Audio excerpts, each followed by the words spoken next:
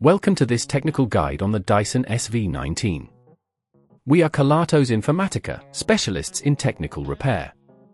We collect your device from your doorstep, carry out a free diagnosis, and send you a quote before any repair. No phone calls, no trips to the shop. We are based at Calle Joaquín María López 26, Madrid. Convenient, transparent and professional. Link in the description. If your Dyson SV19 isn't charging, this can be quite frustrating. There are several reasons why this might be happening, such as a faulty battery, a damaged charging port, or issues with the charging cable. If left unaddressed, your device could become completely unusable, and you may find yourself needing a more costly repair or replacement. To carry out this repair, you will need a Phillips screwdriver, a flathead screwdriver, a replacement battery, and a pair of tweezers.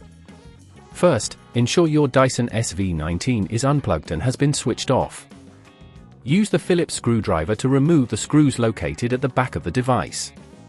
Be careful not to lose these screws, as they are essential for reassembly. Once the screws are removed, gently pry open the casing, starting from the base.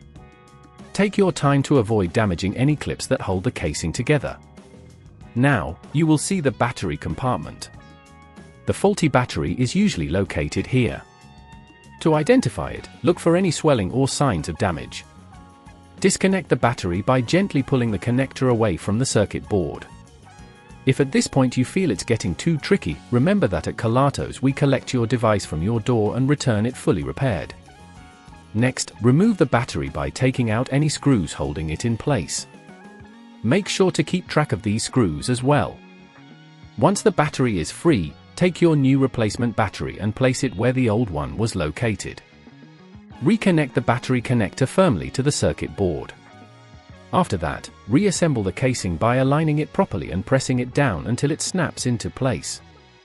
Replace the screws at the back of the device, ensuring they are tightened but not over-tightened, as this may damage the casing. Once everything is secure, plug your Dyson SV19 into the charger and check if it begins to charge. If it does, congratulations! You've successfully repaired your device. To prevent this issue in the future, ensure you use the original charging cable and avoid exposing the device to extreme temperatures. Regularly check the battery and charging port for any signs of wear and tear. If you'd rather not risk damaging your device, at Kelatos we collect, repair and deliver back to your door anywhere in the UK. Link in the description.